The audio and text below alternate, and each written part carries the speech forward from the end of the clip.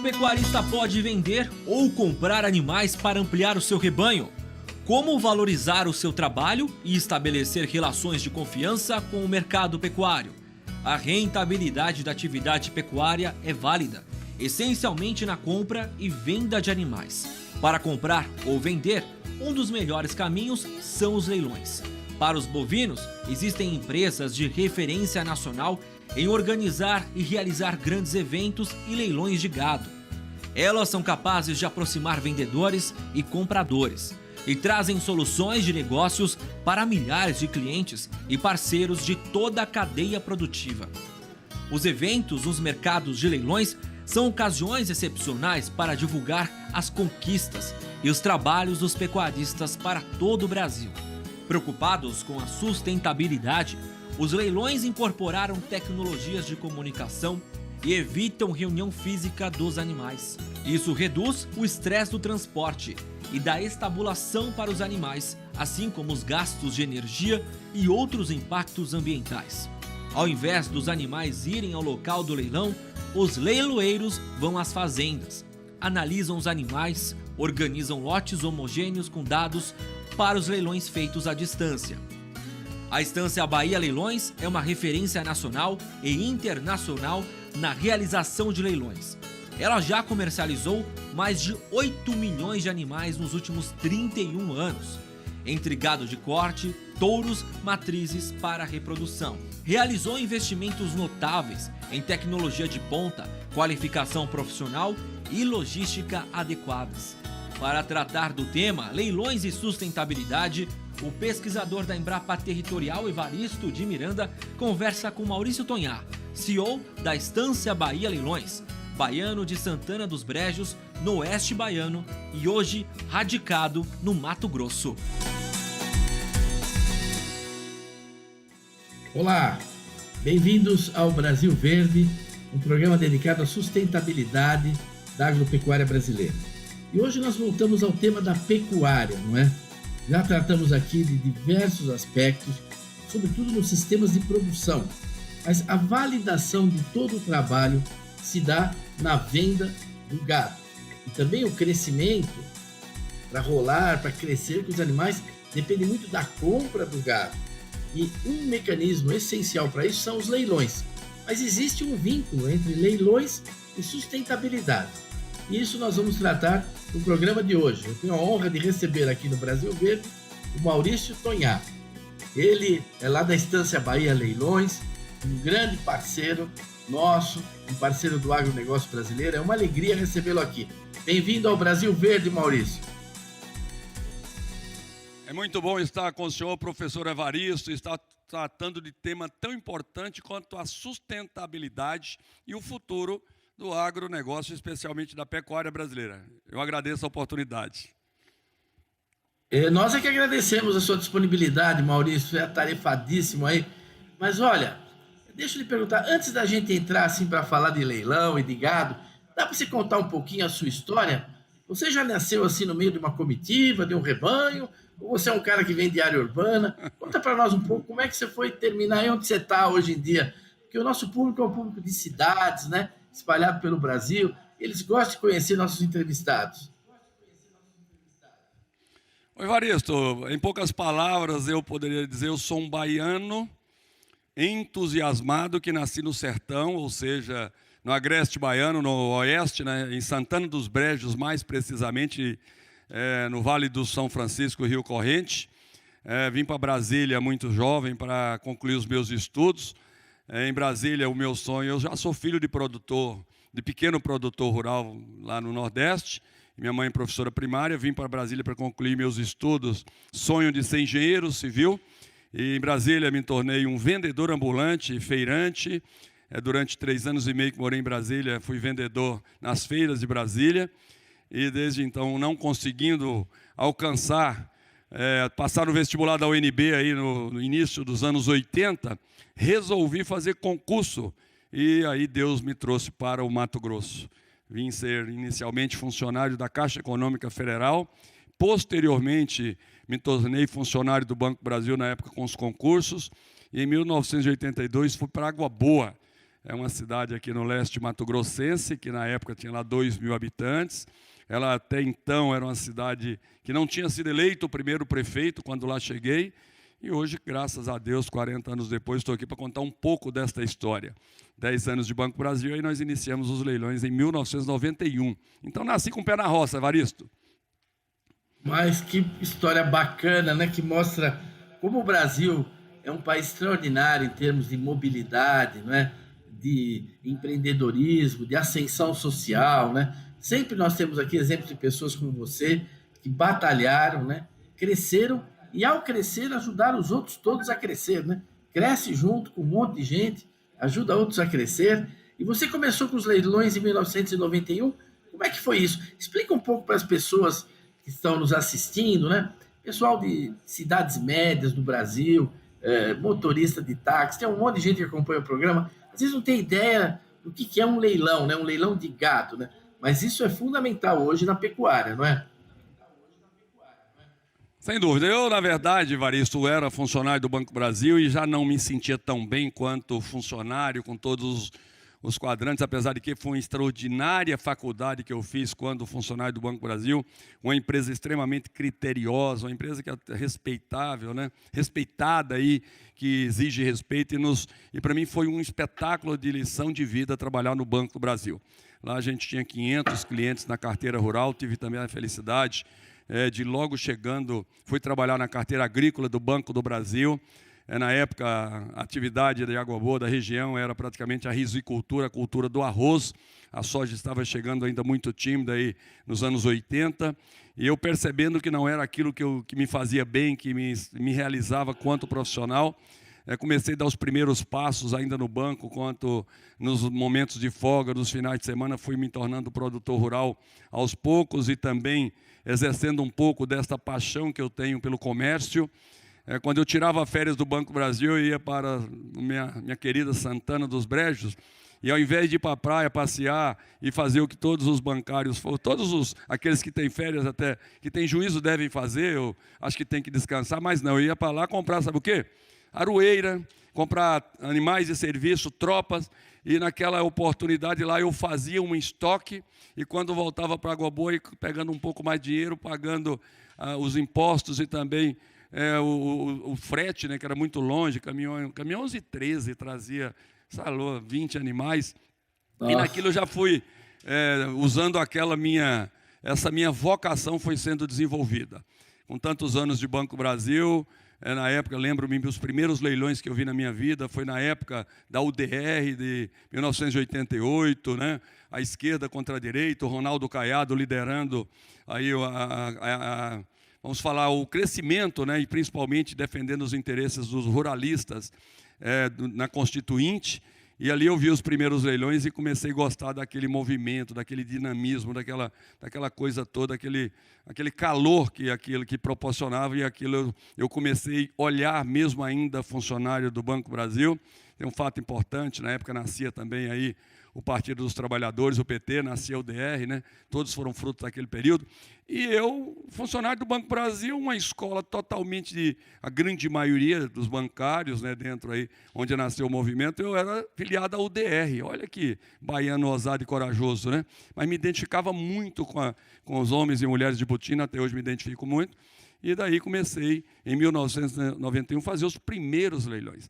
Sabíamos nada do que a gente estava fazendo. Sabíamos que queríamos trabalhar, empreender, vontade, determinação.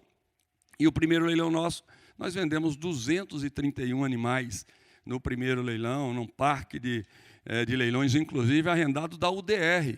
Foi quem teria construído aquela estrutura lá em Água Boa, uma estrutura extremamente simples, né, com muitas dificuldades, mas foi ali que nós começamos a trabalhar, Evaristo, e aquilo foi muito importante na nossa vida. Agora, os leilões, não é?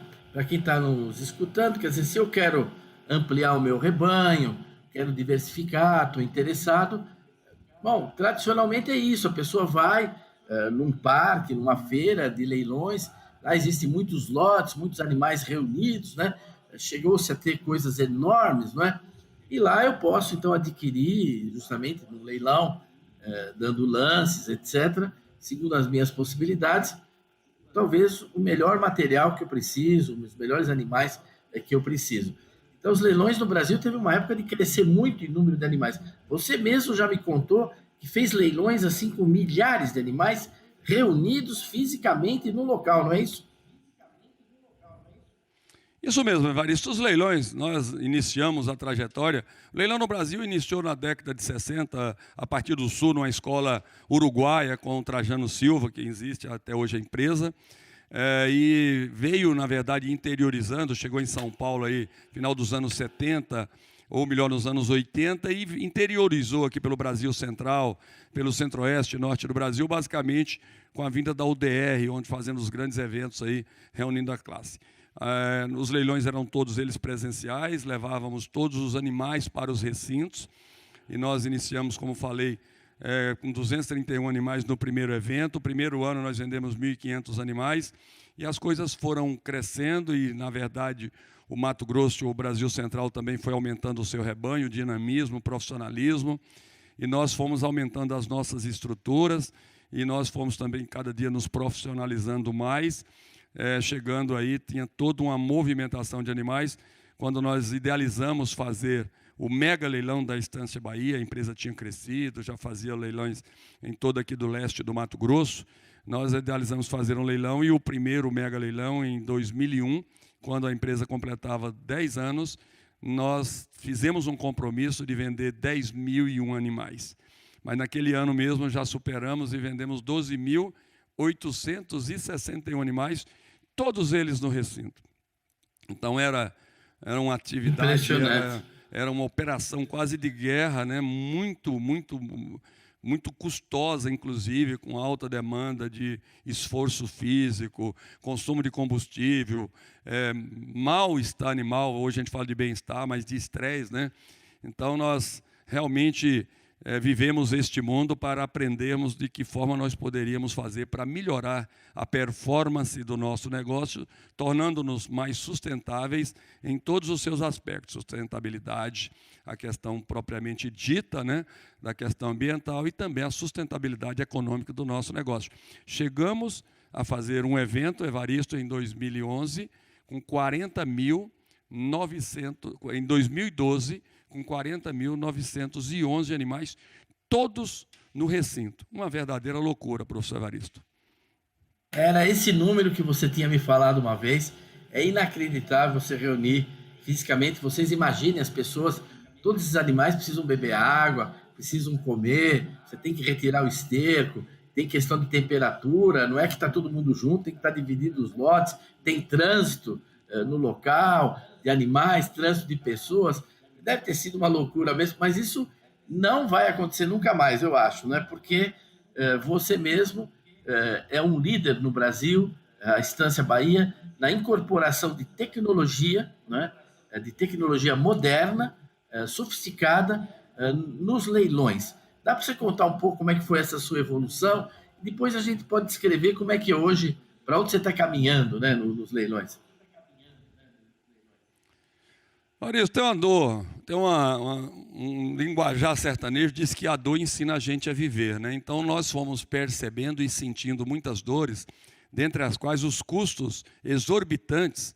Imagina os amigos aí, aqueles que nos acompanham, que para trazer esses animais por recinto nós precisamos de 1.500 viagens de caminhão-truque na época.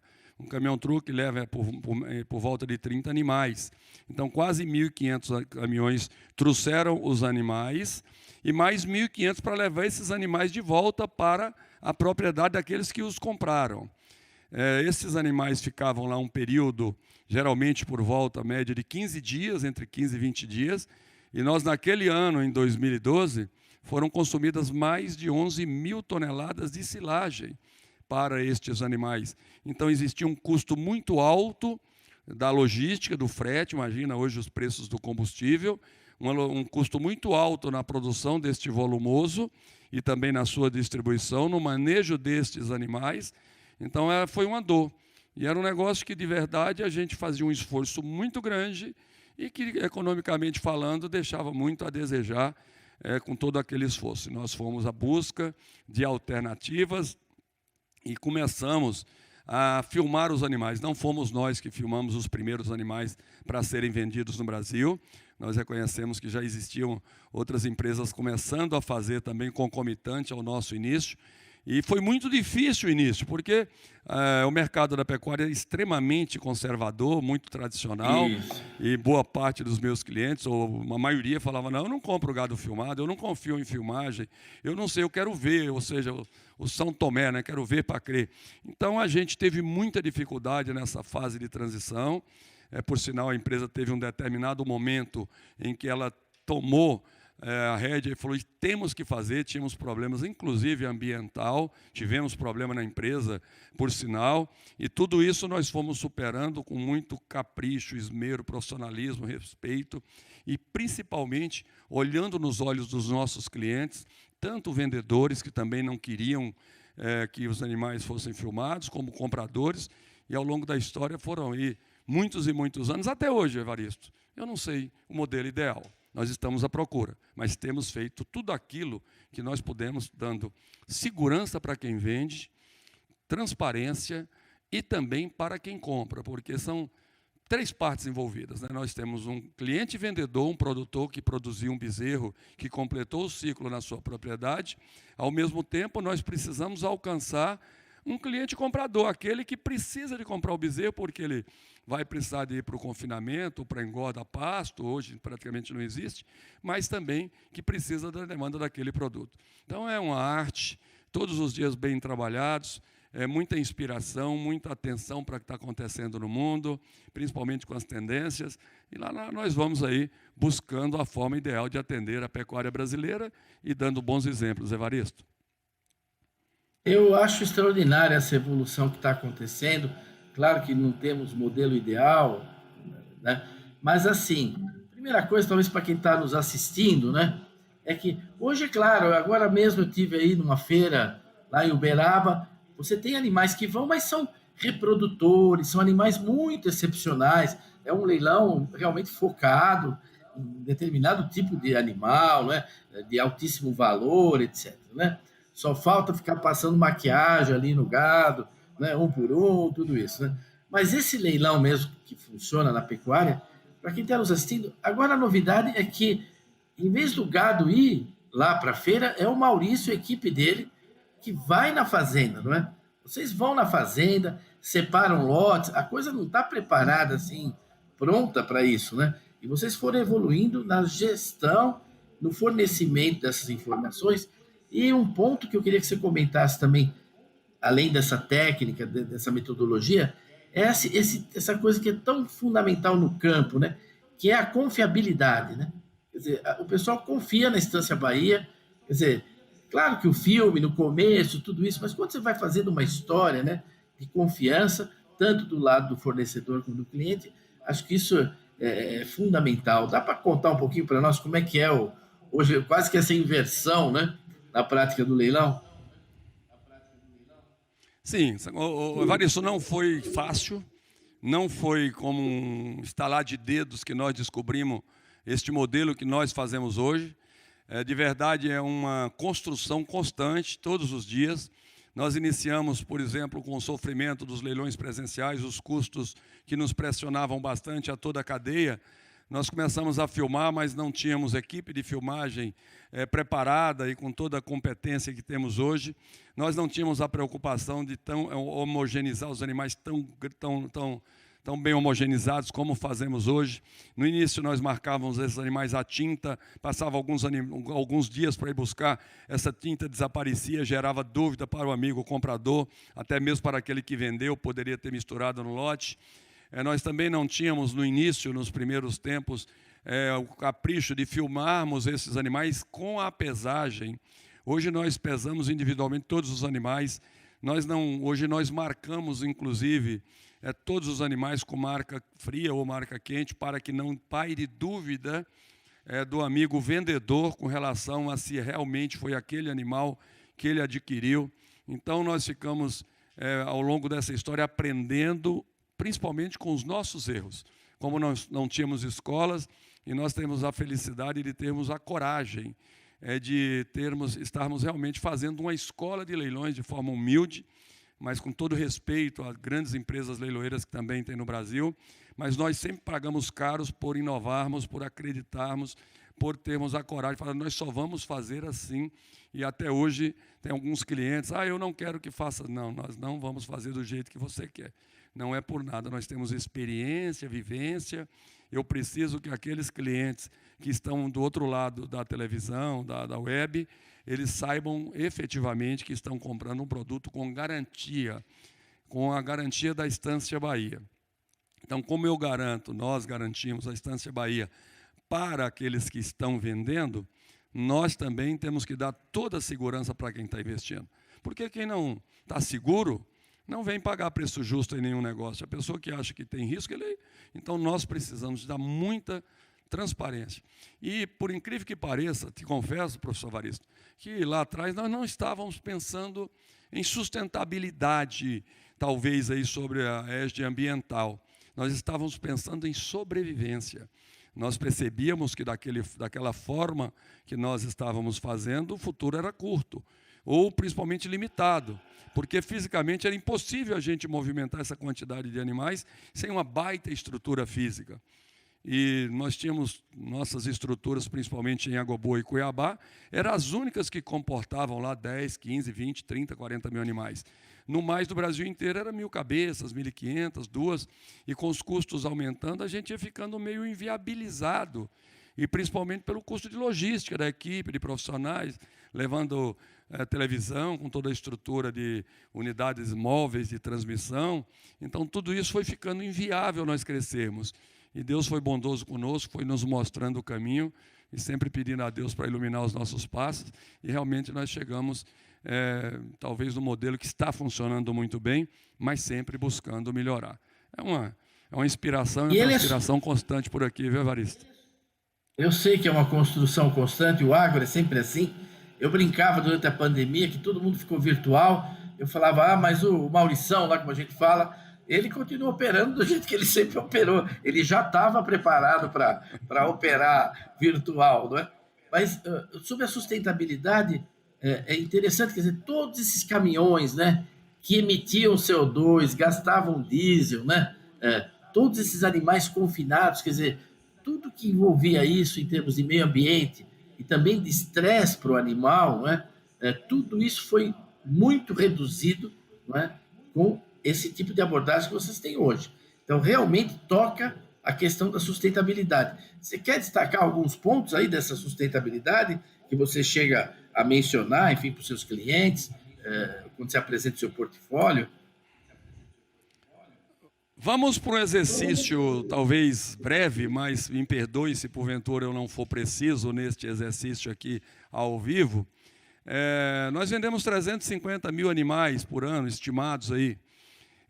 O frete básico normal é, no mínimo, eu diria que um caminhão anda 500 quilômetros para levar cada carga de animais. Hoje os caminhões aumentaram bastante. São carretas de 80 animais na média. Então, estou falando aí de 6 mil viagens de carreta. Essas carretas vinham para trazer para o recinto e levavam, eu errei, 4.500 carretas, vezes 80, né? Então, 4.500 viagens que traziam para o recinto e mais 4.500 viagens que iam levar de volta para as fazendas dos compradores. Ou seja, nós estamos falando de 9 mil viagens de carretas, vezes 500 quilômetros. Nós estamos falando de 4,5 milhões de quilômetros que nós não evitamos todos os 9 milhões, os 4,5 milhões, mas pelo menos a metade dessas viagens foram eliminadas. Não obstante, vamos fazer conta, então, dessa quantidade enorme de quilômetros que nós deixamos de andar, levando esses animais para os recintos de leilão. Também nós deixamos de perder pelo menos 350 mil arrobas de perda de peso, porque esses animais saíam da sua propriedade, do seu habitat natural, e iam para um recinto de leilões, e esse estresse, na melhor das hipóteses, perde 30 quilos. pelo estresse, o animal não gosta de estar num caminhão, de estar num curral de leilão, de estar lá, talvez, na maioria das estruturas não tem água e comida. As nossas, nós sempre tivemos essa preocupação. Então, pensa bem, mais 350 mil arrobas por ano de perda de peso pelo estresse, além da falta de bem-estar animal. Então, só nestes dois componentes, aí eu vou deixar o professor, com toda a sua capacidade, daqui a pouco falar para o Brasil, em outra oportunidade honesta, né, a quantidade de boas ações que nós produzimos nestes dois pequenos exemplos, que eu acho que já daí só já mostra. E hoje, Evaristo, nós temos as nossas equipes, né? Aí fala, mas como é feito hoje, então? Bom, hoje a Estância Bahia tem 50 profissionais envolvidos apenas e tão somente na parte de produção. Quando a gente chama produção do conteúdo para os animais, nós chamamos de profissionais da televisão, ou seja, que filmam e editam esses animais nas propriedades, e outro profissional, que é o profissional do manejo, é o profissional do olho, aquele cidadão que tem a sensibilidade de homogeneizar os animais, e depois nós vamos para a balança, certo? Então, esses profissionais da Estância Bahia, como de outras leiloeiras, também exercitam um trabalho, mas é infinitamente, milhares de vezes menor o estresse destes animais e também do custo e da produção do que nós produzíamos em outra oportunidade. Então, é altamente sustentável os negócios, os leilões aos quais hoje nós nos dedicamos. Evaristo. Maurício, você está fechando com chave de ouro o nosso programa. Olha, o nosso tempo, quase meia hora já foi. Eu agradeço muito a sua participação. Tenho certeza que esse programa vai ser muito veiculado e te passo uma palavra para uma despedida final rápida. Muito obrigado mesmo. A todos os amigos que nos acompanham do meu querido estado da Bahia, do Nordeste, do Norte, de Leste, Oeste, do Sul do Brasil, de todo o Brasil, uma mensagem, primeiro, de otimismo com o nosso Brasil, com o agro da solução, o agro do trabalho, os homens e mulheres de Butina, gente honrada, que faz deste Brasil um extraordinário país. Nós vivemos hoje num momento tenso, politicamente falando, e eu quero aqui mandar uma mensagem para você, amigo brasileiro, e principalmente os jovens. Tenham o exemplo do trabalho, da dedicação, do respeito à pátria, respeito à família, respeito à terra, respeito ao animal, respeito ao próximo, porque assim nós estaremos construindo um país muito melhor. Acredite em você, acredite na força do trabalho, acredite na família, acredite no Brasil e acredite em Deus, porque Ele está acima de todos nós. Muito obrigado, nada a agregar. Convido a todos a estar de novo aqui conosco a semana que vem em mais um Brasil Verde. Até lá!